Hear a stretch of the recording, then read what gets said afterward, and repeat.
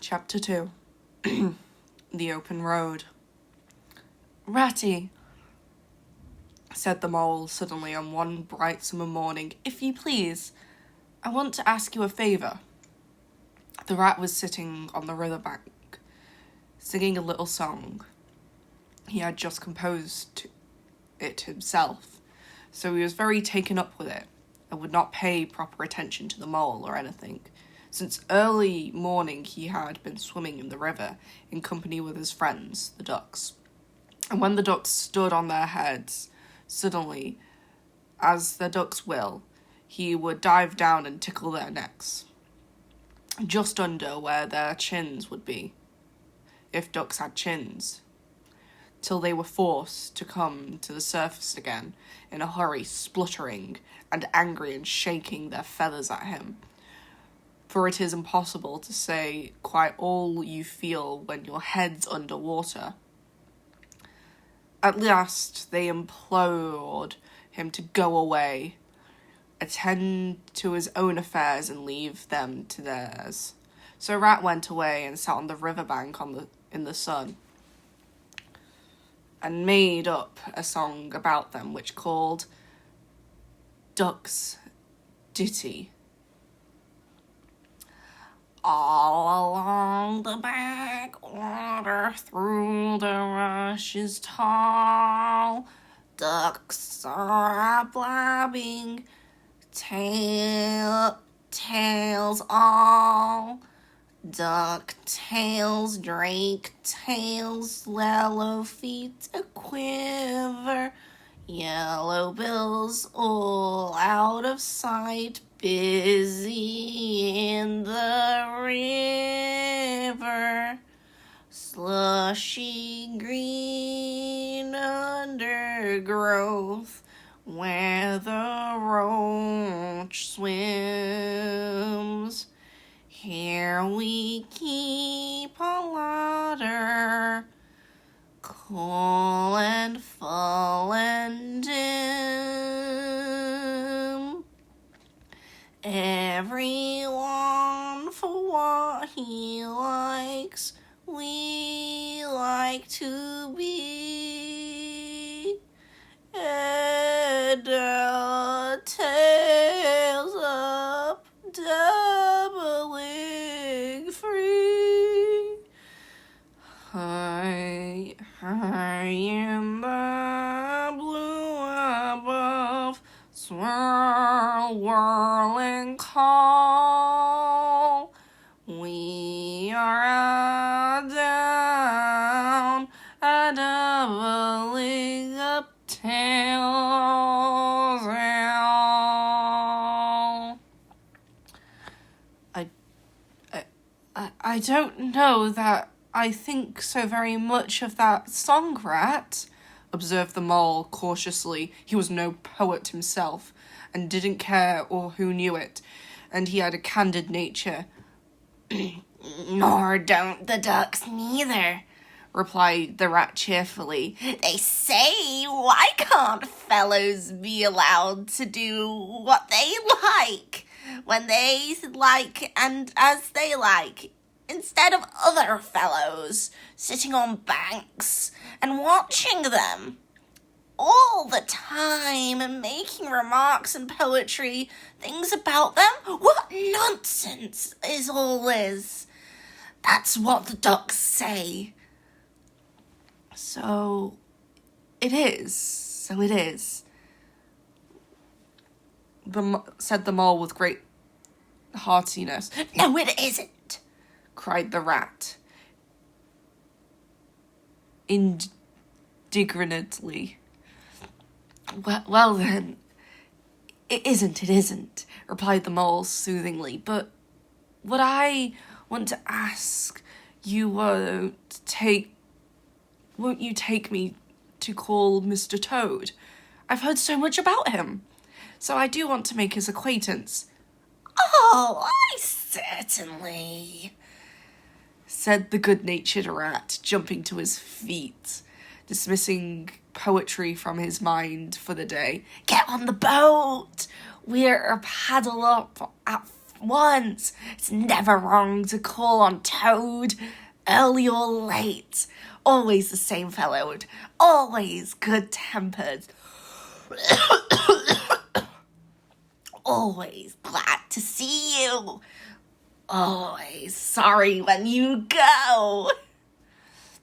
He must be a very nice animal, observed the mole, as he got onto the boat and took the sculls while the rat settled himself comfortably on the stern. He is indeed the best of all animals, replied the rat. So simple, so good-natured, so affectionate. Perhaps he's not very clever, but we can all be geniuses. But we all can't be geniuses. And it may be that he is both boastful and conceited, but he has some great qualities, Toady.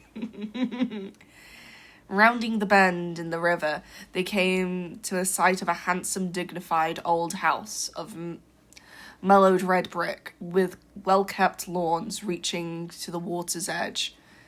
That's Toad's Hall, said the rat. And the creek on the left where the notice board says private, no landing allowed, leads to the boathouse. Where we'll leave the boat. Stables are over there, right? To the right. That's the banquet hall you're looking at now. Very old. That is in these parts. Though we never admit it much to Toad. They glided up the creek, and the mole shipped his sculls and passed into the shadow of a large boathouse. Here they saw many handsome boats, slugs from the crossbeams hulled on the sip, but none on the water, and placed had an unused, deserted air. The rat looked around him. I understand, he said. Boating is played out. He's tired of it. And done with it. I wonder what new fad he's taken up now. Come along and let's look him up. We shall hear all quite soon enough. They disembarked and strolled across the gay flower-decked lawns in search of Toad, whom presently happened upon resting in a wicker garden chair, with a preoccupied expression of face, and a large map spread on his knees. Hooray! He cried, jumping, seeing them. This is splendid! He shook the paws of both of them warmly, never waiting for an introduction to Mole. How kind of you, he went on, dancing around. I was just about to send a boat down the river for you, Ratty, with strict orders that you were going to be fetched up here at once, whatever you were doing. I want you so badly, both of you. Now, what will it take? Come inside and have something. You don't know how lucky it is you're turning up right now. Let's sit quiet a bit, Toady, said the rat, throwing himself onto an easy chair, while the mole took another by the side of him that made some civil remark about Toad's delightful residence. Oh, finest house in the whole river, cried Toad, or anywhere else for that matter. He could not help adding. Here the rat nudged the mole. Unfortunate the Toad saw him do it, and turned very red. There was a moment Moment's painful silence, then the toad burst out laughing. "All right, Ratty," he said. "It's only my way, you know.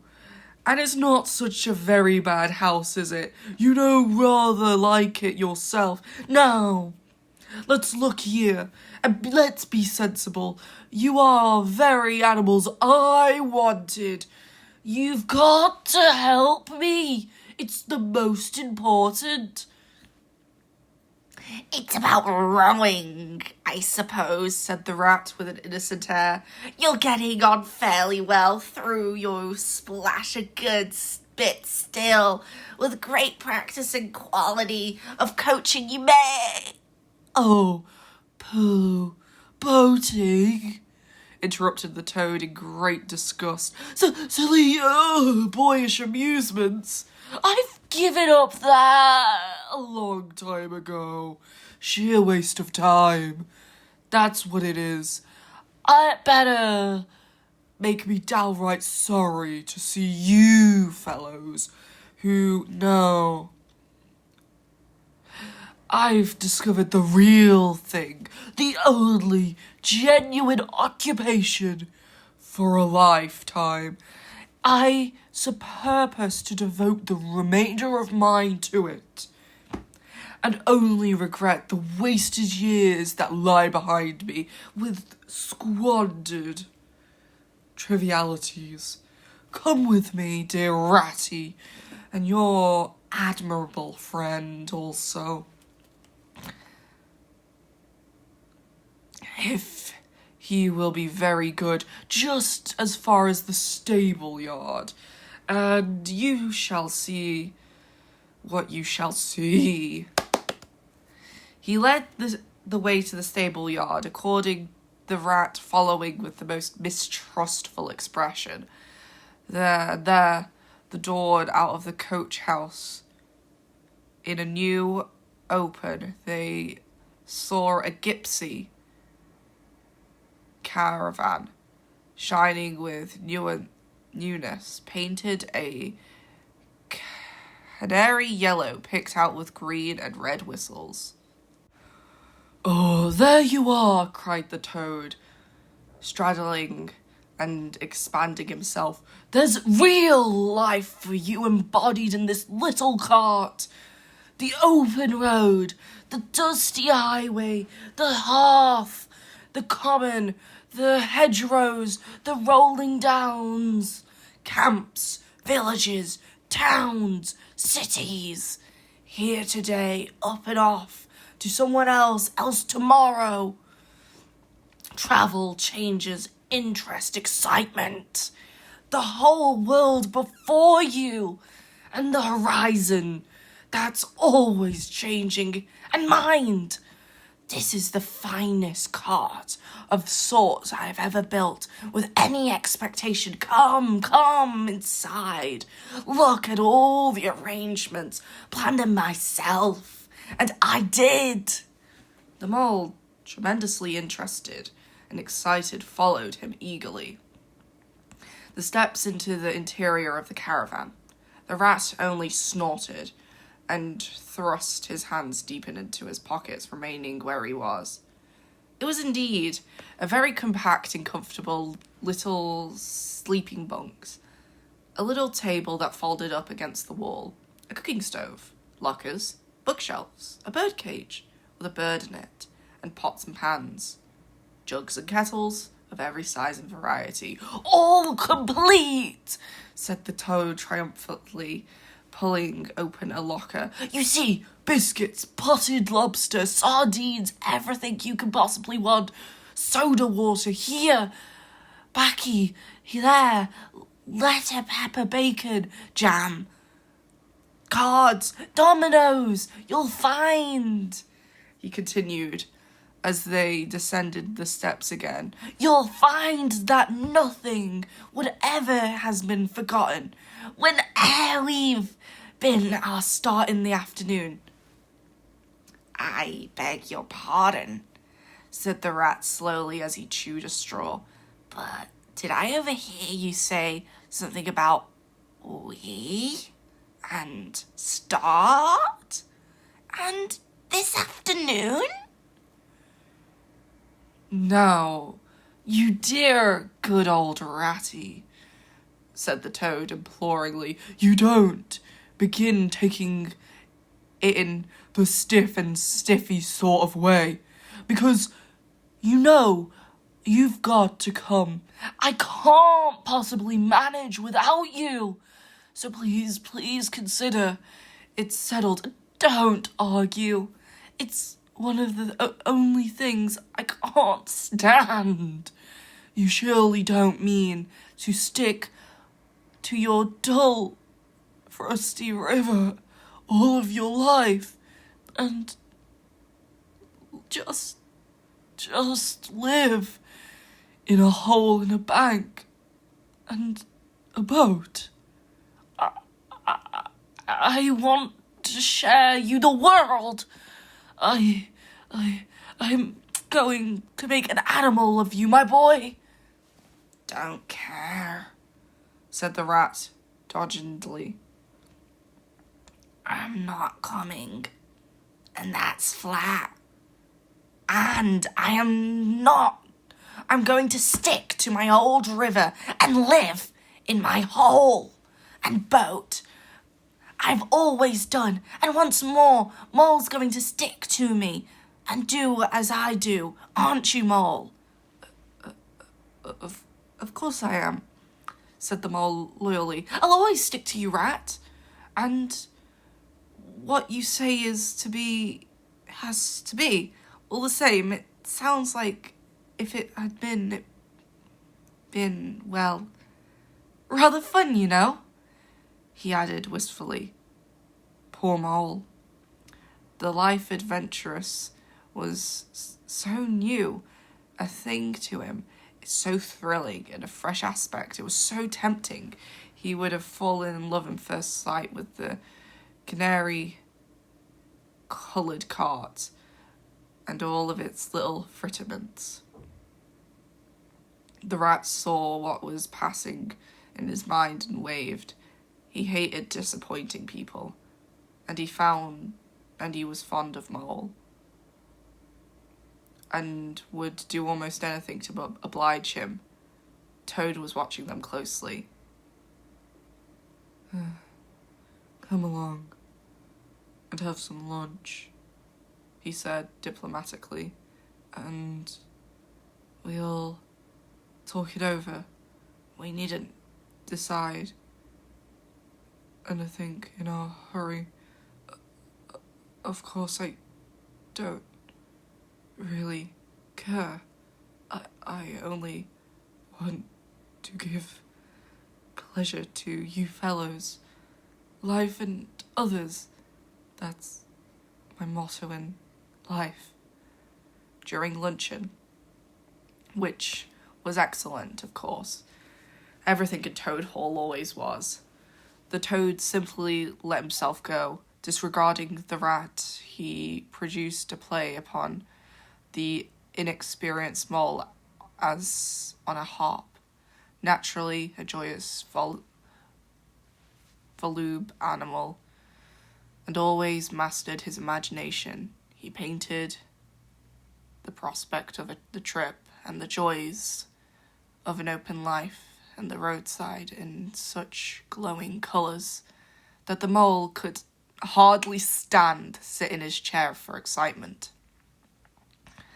Somehow, it's soon taken for granted by all three of them that the trip was settled thing, and Rat, though still unconvinced in mind, allowed his good nature to ride over his personal objections. He could not bear to disappoint his two friends, who were still already deep in schemes and anticipations, planning each day separate occupations for several weeks ahead.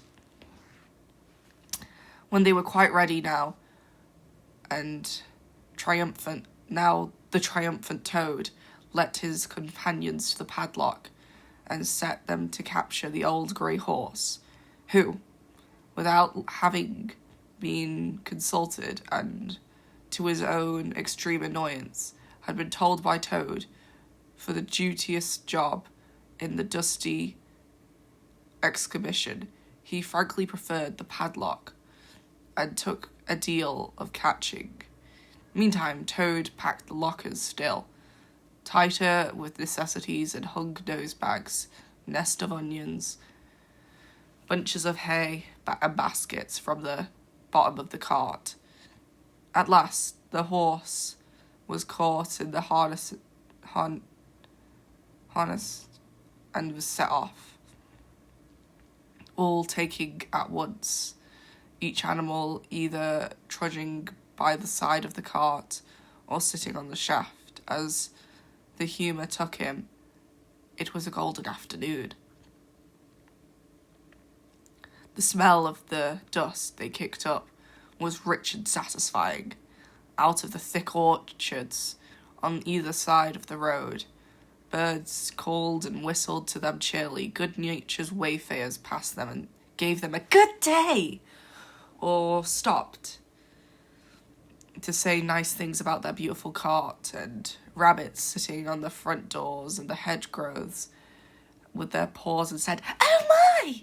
Oh my! Oh my!" Late in the evening, tired, happy, and miles from home, they drew upon a remote common far from habitation, and turned the horse loose to graze, and ate simple supper sitting on the grass.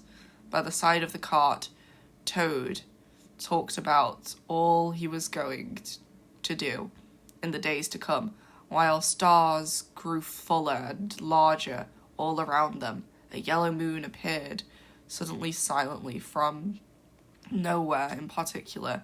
It came to them company to listen to them talk. At last it turned into their little bunks in the cart, and Toad, kicking out his legs sleepily, said, "Well, good night, you fellows.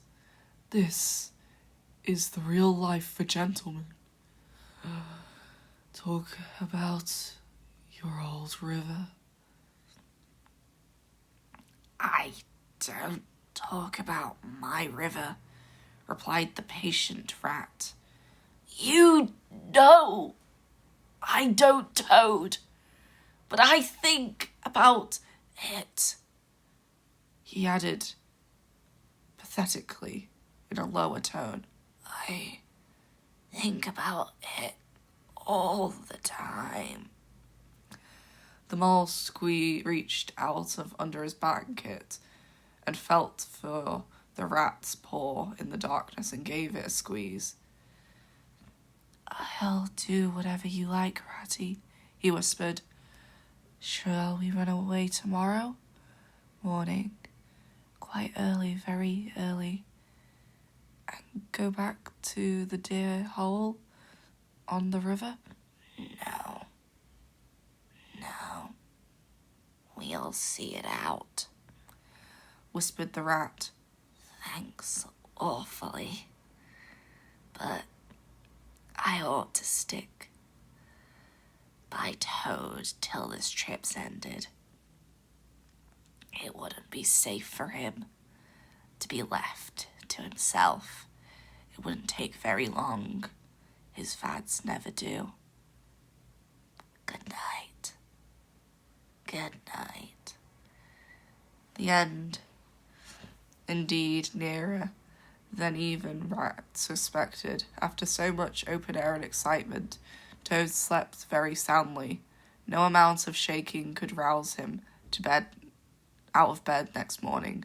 So the rat and mole turned to quietly, manfully, and while the rat saw the horse and lit a fire and cleansed the night's cups and plates and got ready for breakfast, Mole trudged off to the nearest village, long way off for milk and eggs and various necessities the Toad had, of course, forgotten to provide.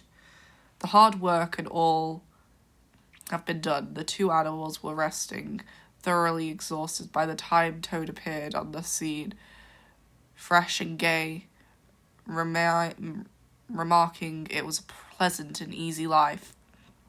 It was they who were all leading it now after the cares and worries and fatigues of housekeeping at home.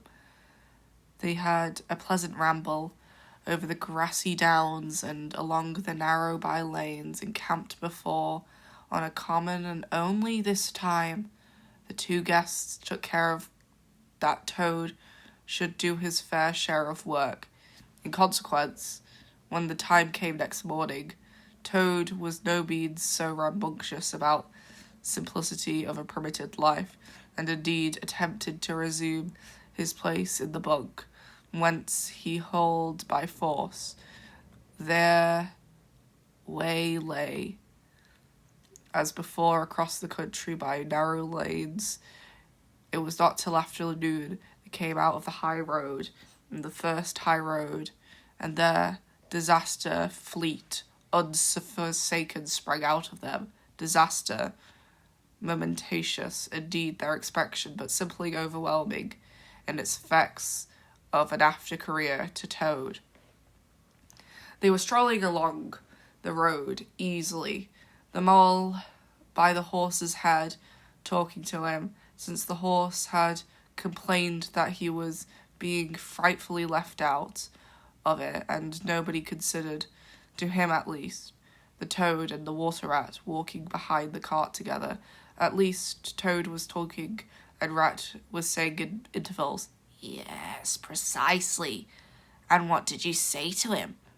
And thinking all the time of something very different, when far behind them, they heard a faint warning hum, like a drone of a distant bee.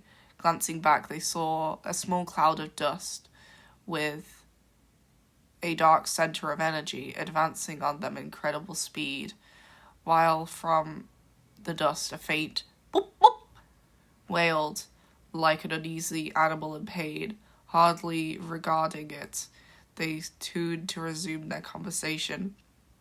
Within an instant, as it seemed, the peaceful scene was changed, with a blast of wind and a whirl sound that made them jump for the nearest ditch. It was on them. The boop boop rang with brazen shouts in their ears, and the moment glimpse of the interior of the glittering glass panes and rich morocco,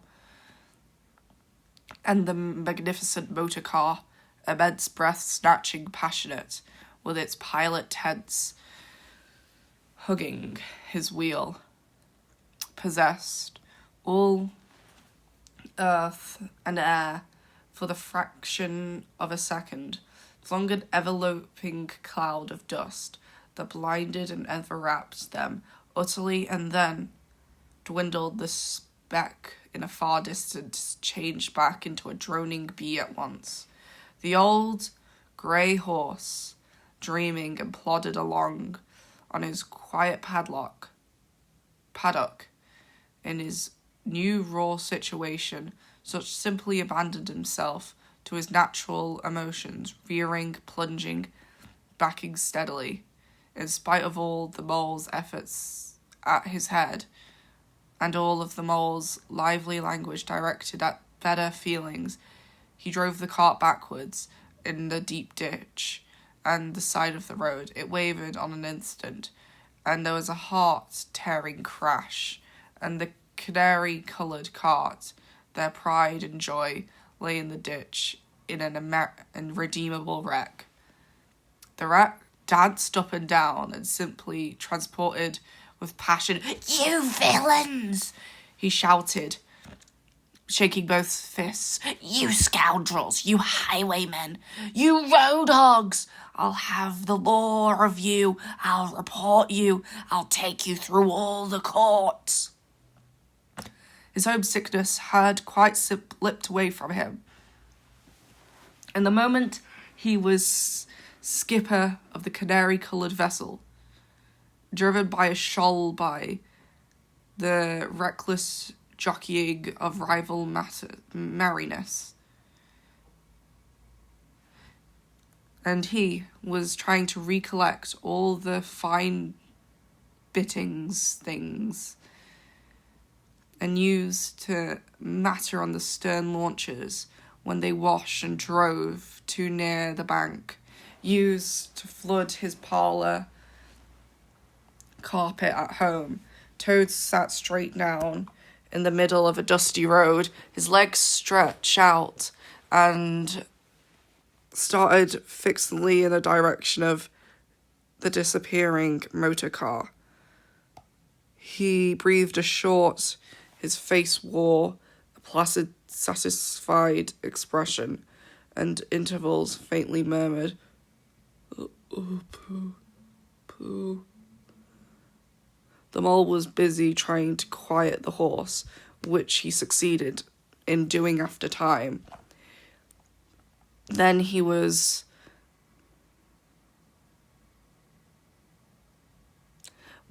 to look at the cart on the side of the ditch.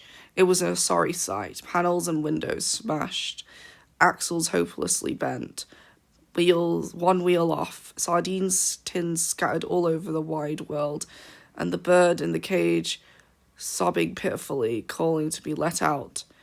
The rat came to help him, and united the efforts, not sufficient to the right of the car. "Hi, Toad," they cried. "Come and bear a hand, can't you?" The Toad never answered a word or budged from his seat in the road, so they went to see what's matter with him, and they found a sort of trance and happy smile on his face in the eyes of the dusky wakes of their destroyer, and interval mutters of "poo, poo, poo." The rat shook his shoulder. "Are you coming to help us, Toad?" he demanded sternly.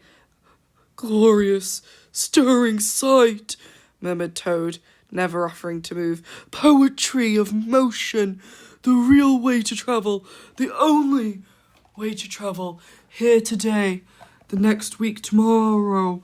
Villages skipped, towns and cities jumped. Always somebody on the horizon. Oh, bliss. Oh, poo-poo. Oh, my, oh, my."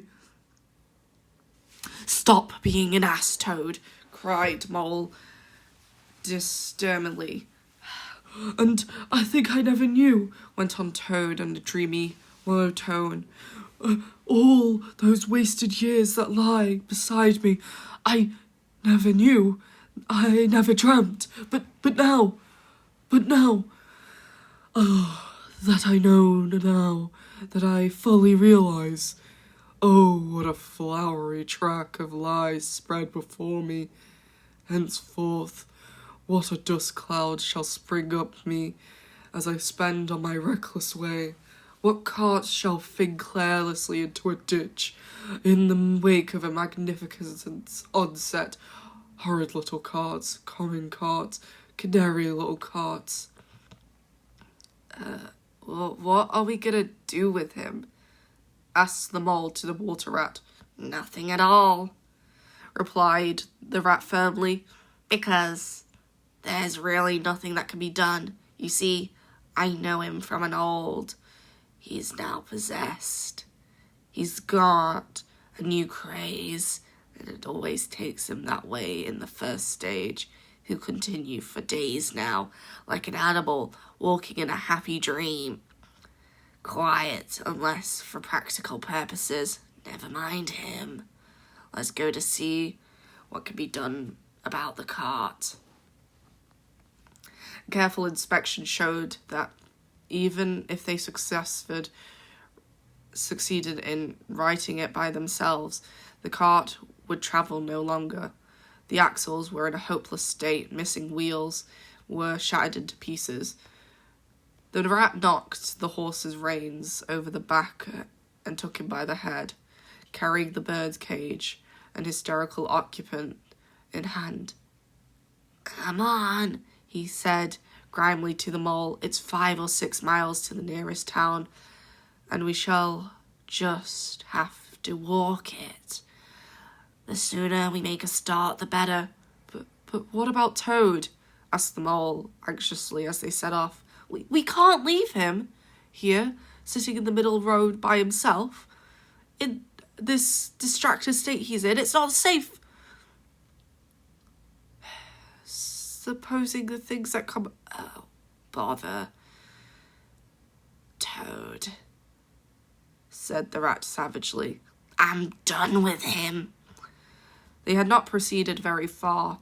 Very way, however, there was pattering of feet behind them, and Toad caught up to them and thrust a paw inside the elbow of each of them, still breathing short of vacancy. Now, look here, Toad, Rat said sharply. As soon as we get to town, you'll have to go straight to the police station and see if they know anything about that motor car and who it belongs to, and the lodge complaints against it. And then you'll have to go to the blacksmith's or a wheelwright's to arrange the car to be fetched and mended to put the rights. It'll all be back in time, but it's not quite a hopeless smash. Meanwhile, the mole and I will go to an inn and find comfortable rooms, where we'll stay till the cart's ready, until your nerves have recovered from the shock. Police station? Complaint? Murmured the Toad dreamily. Me complain of that beautiful and heavenly vision that has beseeched me. Mend the car? I've done it with cars forever. I never want to see a cart or hear of it ever again, oh Ratty. You can't think how obliged I am for you conceding to come to the trip. I wouldn't have gone without you, and then I might have never seen that swan and sunbeam and thunderbolt. I might have never heard that entrancing sound or smell, bewitching smell. I owe it to all of you, my best of friends. The rat turned from him in despair. You see what this is, he said to the mole, addressing him across the Toad's head. He's quite hopeless. I give up. When we get to town, we'll go to the railway station, and with luck we may pick up a train that will take us to the riverbank tonight. And if you ever catch me going a-pleasuring with provoking animal, he snorted, and during the rest of the weary trudge addressed, he remarks exclusively to Mole. On reaching the town, they went straight to the station and deposited Toad in a second-class waiting room, giving a porter 2p to keep a strict eye on him. They left the horse at an inn stable and gave what directions they could about the cart and its contents. Eventually, a slow train having landed in the direction not very far from Toad Hall, they escorted the spellbound sleepwalking Toad to his door and put him inside, and instructed his housekeeper to feed him, undress him and put him to bed. Then they got out their boat from the boathouse and sculled down the river. At a very late hour, sat down to supper on their own cosy riverside parlour, to the rat's great joy and contentment. The following evening, the mole, who had risen late and had taken things very easy all day, was sitting on the bank fishing, when Rat had been looking up to his friends gossiping, came strolling to find him. Have you heard the news? He said. There's nothing else being talked about all along the riverbank. Toad went up to town by early train this morning, and he's ordered a very large, expensive motor car. End of chapter.